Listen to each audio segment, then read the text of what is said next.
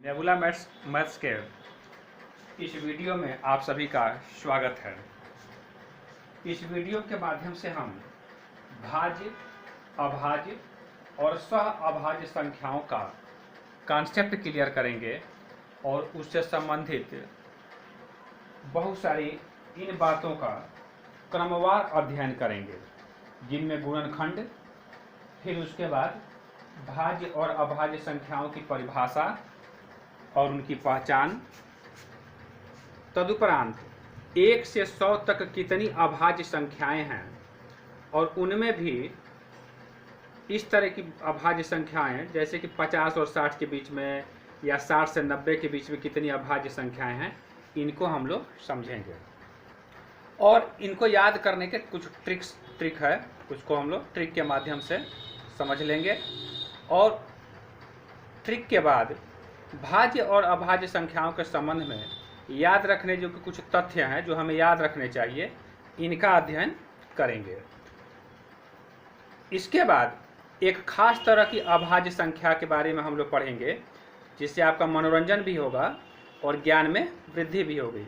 और सबसे अंत में हम सह अभाज्य संख्या यानी को प्राइम नंबर के बारे में पढ़ेंगे। इसलिए इस वीडियो में अंत तक बने रहिएगा। यदि बीच में ही वीडियो को छोड़ देते हैं तो हो सकता है कि आगे की जो भी चीज़ें पढ़ने योग्य हैं, आपको याद करने योग्य हैं, उससे आप वंचित रह जाएंगे और बाद में आपको पछताना भी पड़ सकता है। तो आइए सबसे पहले हम लोग गुणनखंड को जान लेते हैं। इस चैप्टर में सारा खेल गुणनखंड का ही है। गुणनखंड अगर आप जान जाएंगे, जिसे फैक्टर भी बोला जाता है, तो आगे का सारा काम आसान हो जाएगा। तो गुणनखंड किसे कहते हैं? नाम ही है गुणनखंड। गुणन का खंड, गुणन का खंड माने टुकड़ा। जैसे एक एग्जांपल लेते हैं, मान लीजिए हमने लिया 12। 12 को में देखिए किसका किन किन संख्याओं से भाग चला जाएगा। तो कोई भी नंबर हो, एक के अतिरिक्त कोई भी नंबर हम ले लें, तो उसमें 1 से और खुद से भाग जाएगा ही जाएगा।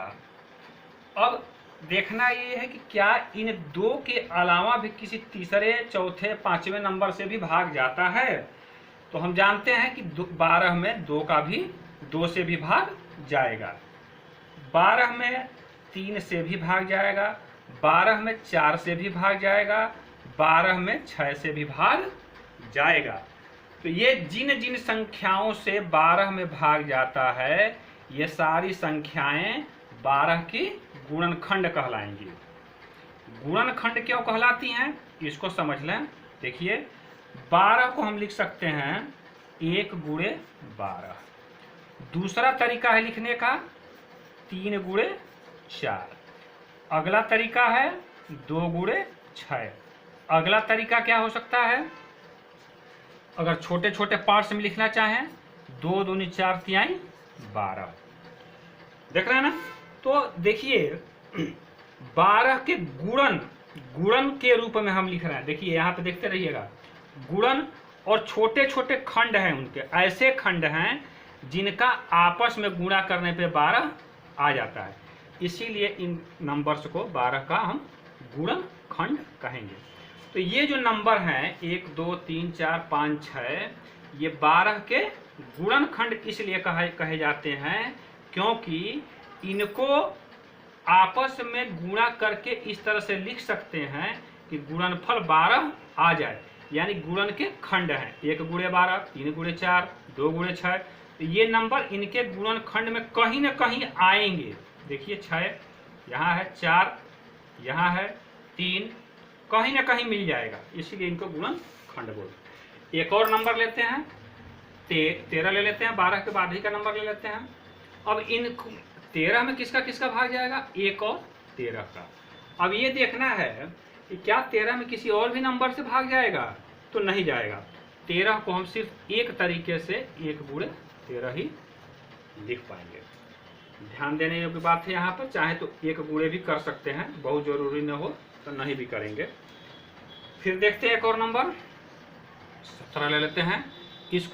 इसको भी जब लिखेंगे तो 1 गुणे 17, इसके 2 ही गुणनखंड हैं, 17 के 2 ही गुणनखंड हैं, 1 और 17। तो हम लोग देख रहे हैं कि कुछ नंबर तो ऐसे मिलेंगे जिनके सिर्फ 2 ही गुणनखंड होंगे, देख रहे हैं ना, केवल 2 गुणनखंड। और कुछ ऐसे नंबर भी मिल सकते हैं जिनमें 2 से ज्यादा गुणनखंड होंगे। तो इस चैप्टर का सारा खेल गुणनखंडों की संख्या पर ही आधारित है, 2 गुणनखंड हैं या 2 से ज्यादा गुणनखंड हैं। तो चलिए चैप्टर को हम आगे बढ़ाते हैं, अध्याय को आगे बढ़ाते हैं। और सबसे पहले पढ़ेंगे हम लोग अभाज्य संख्या। सबसे पहले हम लोग अभाज्य संख्या पढ़ेंगे। और अभाज्य संख्या को अंग्रेजी में बोलते हैं प्राइम नंबर। ध्यान देंगे, प्राइम नंबर हमको पढ़ना है, थोड़ा ये हुआ। तो इसको पढ़ने के लिए हम क्या करेंगे कि पहले कुछ नंबर्स हम लिख रहे हैं, देखिएगा ध्यान से। 1 2 3 4 5 6, ये लिख देते हैं 7 8 9 10 11 12 13 भी लिख देते हैं, आपका मन 14 इतना ही रहने देते हैं। इतने के माध्यम से हमारे समझ में सारी बातें आ जाएंगी। अब देखिए 1 में किन किन नंबर से भाग जाएगा। 1 में सिर्फ 1 से भाग जाएगा, माने 1 का गुणनखंड सिर्फ 1 है। 2 में 1 से जाएगा और 2 से जाएगा। 3 में 1 से और 3 से। 4 में 1 से, 2 से और 4 से तो खर्च जाएगा ही। किसी भी संख्या के 1 के अलावा कम से कम 2 गुणनखंड है, ये 2 तो रहेंगे ही रहेंगे, 2 से ज्यादा भी हो सकते हैं। 5 का देखिए 1 और 5, 6 का देखिए 1 2 3 और 6, 7 का 1 7, जल्दी जल्दी कर देते हैं, 1 2 4 और 1 और 8, 3 का 1 3 और 9, 1 3 और 9, ये 3 इसके गुणनखंड हैं। 10 के 1 2 5 और 10 से भाग जाएगा, जिससे भाग जाएगा वही उसके गुणनखंड हैं। 1 12 का भी किया गया है, 3 4 6 और यहाँ 12 लिख देते हैं, देखिएगा 12 है। 13 को देखिए 1 13, 14 को देखते हैं 1, 14 में 2 से भाग जाएगा, 7 से भाग जाएगा और 14 से भी जाएगा, मेरे ख्याल से इतना ही होगा। और 15 में 1 से, 3 से, 5 से और 15 से। ये तो बहुत आसान है, इसके आगे भी हम लोग कर सकते हैं। तो अब देखिए क्या है कि 1 के कितने पैर हैं, ये पैर हैं। 1 का 1 पैर है, देख रहे हैं ना। 2 के 2 पैर हैं। 3 की कितनी टांगे हैं, 2 ही टांगे, 2 ही पैर हैं। 4 के आप गिन सकते हैं 1 2 3 पैर हैं। 5 के 2 पैर हैं। 6 के 1 2 3 4 पैर हैं। इसी तरह किसी के 2 हैं, किसी के ज्यादा पैर हैं। तो अब थोड़ा सा हमें बताइए कि कि किसी देश में प्राइम मिनिस्टर का चुनाव हो रहा है। किसका चुनाव हो रहा है, देखिए यहाँ पे प्राइम मिनिस्टर का चुनाव होने जा रहा है और ये सारे लोग उसके उम्मीदवार हैं। डायरेक्ट चुनाव में खड़े हो सकते हैं। डायरेक्ट प्रधानमंत्री बनने के लिए क्या कर सकते हैं, पर्चा दाखिला कर सकते हैं। उस देश का संविधान ऐसा बोलता है, ऐसा लोकतंत्र है वहां पे। तो आप खुद बताइए कि कैसे प्राइम मिनिस्टर अच्छे से काम अपना कर पाएंगे। 1 पैर वाले, 2 पैर वाले, 3 पैर वाले, 4 पैर वाले, बताइए कौन से। हाँ, आपने कहा कि 2 पैर वाले जो हैं प्रधानमंत्री बनने के लिए उपयुक्त होंगे। यानी जिनके 2 पैर हैं भाई, देखिए ध्यान दीजिएगा, जिनके 2 पैर हैं देखिए कहाँ है भाई दो पैर वाले, ये सभी लोग क्या हैं, यही प्राइम मिनिस्टर यानी प्राइम नंबर है, यानी इन्हीं को बोलते हैं अभाज्य संख्या। यानी जिसके ऐसे नंबर जिनके सिर्फ दो, एग्जैक्टली दो, एकदम एग्जैक्ट, न ज्यादा न कम, एग्जैक्ट दो गुणनखंड जिनके जिनके हैं वही क्या कहलाते हैं, वही कहलाते हैं। देखिए 11 भी है, ये प्राइम नंबर यानी अभाज्य संख्याएं होती हैं। आपके अच्छे से समझ में आ गया, यही परिभाषा है, यही डेफिनेशन है किसकी, यही परिभाषा या पहचान है कि वे नंबर जिनके केवल दो, न कम न ज्यादा, केवल दो गुणनखंड होते हैं वही क्या कहलाती हैं, अभाज्य संख्याएं या प्राइम नंबर।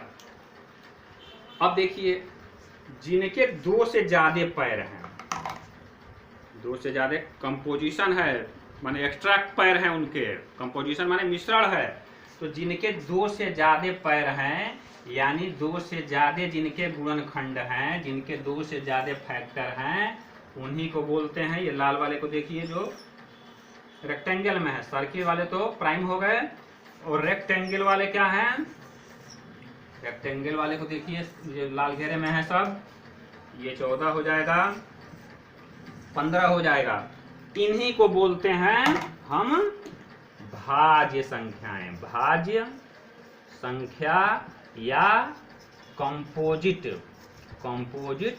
नंबर। तो सिर्फ परिभाषा को आप याद रखिए कि ऐसे नंबर जिनके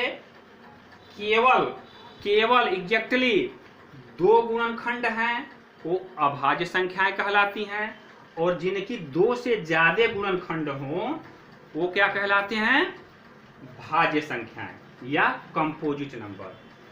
इस तरह से 2, 3, 5, 7, 11, 13 इस तरह के नंबर हुए अभाज्य संख्याएं, और 4, 6 ये आयत वाला देखिएगा रेक्टेंगल वाला, 8, 9, 10, 12, 14, 15 इस तरह के नंबर क्या हो जाएंगे, भाज्य संख्याएं हो जाएंगी। जिनके दो से ज्यादा गुणनखंड हैं वो भाज्य, और जिनके सिर्फ दो गुणनखंड हो अभाज्य। अब समस्या यहां पैदा होती है, एक जो एक है ये न तो भाज्य की परिभाषा पर आ रहा है, खरा उतर रहा है, और न ही अभाज्य की परिभाषा पर खरा उतर रहा है। किसी परिभाषा पे न तो इसके दो ही गुणनखंड हैं और न दो से ज्यादा ही गुणनखंड हैं। तो इस आधार पे हम कह सकते हैं कि एक जो है न तो भाज्य है और न ही अभाज्य है। ऐसा क्यों? ऐसा इसलिए कि अभाज्य संख्या उसको बोलते हैं जिसके दो गुणनखंड हों, तो दो गुणनखंड तो है नहीं तो अभाज्य नहीं हुआ। और भाज्य संख्या किसे बोलते हैं? जिसके दो से ज्यादा गुणनखंड हैं। तो इसके दो से ज्यादा गुणनखंड भी नहीं है। कितने गुणनखंड हैं? इसके सिर्फ एक ही गुणनखंड है। तो एक जो है न तो भाज्य है, न भाज्य है और न ही अभाज्य, कुछ भी नहीं, ये एक्स्ट्रा है, अलग है अपना। ठीक है ना? तो आज हम लोग अभी तक ये समझे कि भाज्य अभाज्य संख्याएं क्या होती हैं, और एक जो है न तो भाज्य है और न ही अभाज्य है। अब आगे हम लोग समझेंगे, अभी तक तो हम लोग 15 तक देखे थे। यदि हमें 1 से 100 तक की संख्याओं में देखना हो कि कितनी अभाज्य संख्याएं होंगी, तो देखिए थोड़ा सा हम प्रयास करते हैं क्रम से लिखने का। और देखिए अभी हम लोग क्या किया, अभाज्य संख्या लिखने जा रहा है। अभाज्य 1 से 100 के बीच, 1 से 100 के बीच कितनी अभाज्य संख्याएं हैं, इसको हम लोग थोड़ा सा देखेंगे। देखिए सबसे पहला क्या है? 2 है। फिर क्या है? 2 के बाद देखिए 3, 5, 7, 11, 13 ऐसे आता जाएगा। तो याद करने का क्या तरीका है, थोड़ा इसको हम लोग समझेंगे। तो देखिए हमने लिख दिया है कुछ कि 1 से 10 तक जो अभाज्य संख्याएं कौन कौन सी होंगी, इनके बीच में 2 3 5 7 यानी इनकी संख्या है 4। इसी तरह देखिए 10 से 20 तक जो अभाज्य संख्याएं होंगी 11 13 17 19, इनकी संख्या भी 4 है। ऐसे ही 20 से 30 तक आप देखेंगे तो 23 और 29 ये दो नंबर ऐसे मिलेंगे जो अभाज्य हैं। 30 से 40 में 31 और 37 ये भी दो हैं। बाकी के आप जो है स्वयं करेंगे, स्वयं कर लीजिएगा, मैं बता देता हूं। और लास्ट देखिए ये यहाँ पे है 90 से 100 के बीच में सिर्फ 97 मिलेगा जो 9 7 16। बाकी 91 92 93 94 95 96 98 99 100 सारी के सारे नंबर जो है भाज्य होंगे। केवल 97 अकेला होगा जो अभाज्य होगा। तो कैसे याद करें, देखिए हम लिख दे रहे हैं डायरेक्ट, मुझे मालूम है ट्रिक, आपको ट्रिक बता देता हूं। यहाँ इसमें 3 होंगे, इस वाले में 50 से 60 के बीच में 2 होंगे, 60 से 70 वाले के बीच में 2 होंगे, 70 से 80 के बीच में 3 होंगे और 80 से 90 के बीच में 2 होंगे। आप करिएगा, बीच वाला आप स्वयं करिएगा। तो कैसे याद करें, याद करना बहुत ही आसान है। उसके लिए हम क्या करें, याद अच्छा इनको अगर हम टोटल कर लें तो 4 4 8 8 2 10 2 12 12 3 15 16 17 18 19 20 21 22 23 24 25 यानी 1 से 100 के बीच में कुल 25 अभाज्य संख्याएं हैं, 25। और उनमें भी अलग अलग हम वर्गीकरण कर दें, क्लासिफिकेशन कर दें तो ये हमें मिलता है। इससे फायदा क्या है, इससे फायदा ये है कि कभी कभी परीक्षाओं में आते हैं कि 1 से 20 तक की अभाज्य संख्याएं बताइए, तो 1 से 20 बाकी ढक लेंगे, 1 से 20 4 4 8। परीक्षाओं में कभी कभी ये आते हैं कि भाई 30 से 40 के बीच में जो अभाज्य संख्याएं हैं उनका योग बताइए, तो भाई 31 और 37 जोड़ देंगे, जो भी आएगा उत्तर अपना। परीक्षा में ऐसे भी आता है कि 50 से 90 के बीच में अभाज्य संख्याओं का योग बताइए, तो 50 इसको पकड़ लेंगे, 50 से 90 ये हटा लेंगे, किसको किसको जोड़ेंगे, 3 2 3 और 2 इनको जोड़ लेना है, 2 2 4 50 यहाँ पे है, 2 2 3 2 2 2 4 3 7 2 9। ये अगर हमें याद रहेगा ये ट्रिक। अब ट्रिक कैसे मालूम चले भाई, या तो इसको याद कर लें ऐसे 4 4 2 2 3 2 2 ऐसे, नहीं तो क्या करेंगे, देखिए क्या ट्रिक है, हम ऐसे याद करेंगे। देखिए यहाँ पे हम लिख रहे हैं, सबसे पहले लिख लिए 4, क्रम से लिख लिए,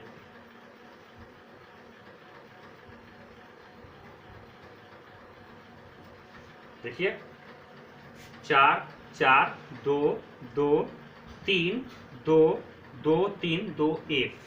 सबसे पहले 44, उसका आधा 44 22, ये याद करने का तरीका 44 22 32 32 को उड़ा दीजिए 23 और लास्ट में 21। 44 22 32 23 21, इसको अगर याद रखेंगे तो 101 से लेकर 100 तक के बीच की अभाज्य संख्याओं को हम आराम से बता सकते हैं कि किस खाने में किस वर्ग में कितनी अभाज्य संख्याएं हैं। चलिए अब अगला कुछ हम लोग तथ्य एक बार और अब तक जो पढ़े हैं उसको याद कर लें। यहाँ पे आते हैं तो पहला हम लोग क्या समझे हैं, पहला हम समझे हैं कि एक नौतोभाज्य है, नौतोभाज्य और न ही अभाज्य, न भाज्य है और न अभाज्य है। इसको याद रखिएगा भाई, कंफ्यूजन में न रहिएगा, बहुत लोग इसको अभाज्य बोलते हैं। दूसरा, दो सबसे छोटी अभाज्य दो है, और साथ ही दो सम भी है, एक इकलौता नंबर है जो सम भी है और अभाज्य भी है। चौथा देखिए, चौथा सबसे छोटी 3 जो है विषम प्लस अभाज्य, विषम भी है और अभाज्य भी है, और सबसे छोटा भी इस तरह का नंबर होगा, इकलौता भी होगा।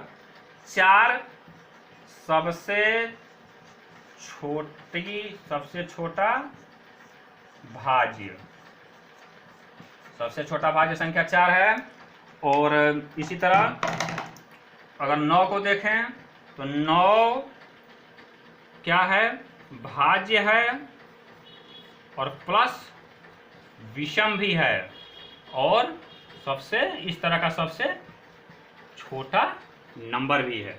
तो ये तमाम तथ्य हैं जो आप लोगों को याद रखना चाहिए। अब इसके बाद एक खास तरह के मनोरंजक अभाज्य संख्या को मैं ब्लैक बोर्ड पे लिख रहा हूं और उसको आप लोग देखिए कि क्या उसमें खासियत है। नंबर है 73, 93, 91 और 33। ये नंबर बहुत खास नंबर है। ये इतना बड़ा नंबर है लेकिन ये अभाज्य है, 73, 93, 91, 33। अब इसमें कहेंगे कि इसमें खासियत क्या है, तो खासियत ये है कि दाहिने, ये अभाज्य है, दाहिने साइड से एक एक डिजिट को हटाते जाएं और जो नंबर मिलेगा वो फिर अभाज्य है। देखिए फिर हमने 3 को डिलीट किया, मिटाया, जो आया वो भी अभाज्य है, ये भी अभाज्य है, ये भी अभाज्य है, ये भी अभाज्य है। दाहिने तरफ से मिटाते जाइए, ये भी अभाज्य है। तो ये एक मनोरंजक नंबर है और अभाज्य है, जिसके दाहिने तरफ के डिजिट्स को एक एक करके अगर हटाते जाएं तो जो रिजल्ट प्राप्त होता है वो भी अभाज्य नंबर ही मिलता है। अब लास्ट में अब हम लोग यहाँ पे देखिए, हम लोग यहाँ पहुँच चुके हैं सह अभाज्य। सह अभाज्य का मतलब ये है, इसको अंग्रेजी में हम को प्राइम भी बोलते हैं। को प्राइम नंबर वे होते हैं कि दो दो नंबर इस तरह से ऐसे पेयर बने, जैसे 7, 4 और 9। इनका HCF माने महत्तम समापवर्तक 1 हो। ऐसे पेयर जिनका HCF क्या हो, 1 हो, तो ऐसे पेयर को आपस में बोलते हैं सह अभाज्य। 4, 9, 7, 10, इनका HCF क्या होगा, दोनों का मिला के 1 होगा। तो ऐसे पेयर को बोलते हैं को प्राइम नंबर। को प्राइम को लेकर कुछ लोगों के मन में भ्रम रहता है कि नंबर जो है प्राइम होने चाहिए, ये पेयर वाले। तो ऐसा कुछ नहीं है। जब दो नंबर खुद दोनों के दोनों अगर प्राइम हो जाएंगे तब तो उनका HCF 1 होगा ही होगा। तो उसमें पढ़ने वाली क्या बात है। तो ऐसा कुछ नहीं है कि ये नंबर प्राइम होने चाहिए दोनों। एक प्राइम हो सकता है, दूसरा वाला कंपोजिट हो सकता है, कोई बाध्यता नहीं कि दोनों प्राइम ही हो। इसमें खास बात यह है गौर फरमाने वाली कि लगातार नंबर जो होते हैं ना, लगातार वाले, जैसे 3, 4, 4, 5, कोई भी पेयर ले लीजिए, 100, 101, ये सारे के सारे क्या हैं, सबका HCF जो है एक ही है, एक ही आएगा। तो क्रमागत नंबर जो होते हैं वो क्या होते हैं, वो को प्राइम होते हैं। और डेफिनेशन क्या है कि ऐसे दो नंबर जिनका मौसा या हाईएस्ट कॉमन फैक्टर 1 हो, वे क्या कहलाते हैं, को प्राइम कहलाते हैं। तो इस तरह से आज हम लोगों ने इस वीडियो के माध्यम से भाज्य संख्या, अभाज्य संख्या और सह अभाज्य संख्याओं के बारे में बड़े ही अच्छे से समझा है। वीडियो अगर पसंद आए तो लाइक का बटन जरूर दबाइएगा। बहुत बहुत धन्यवाद।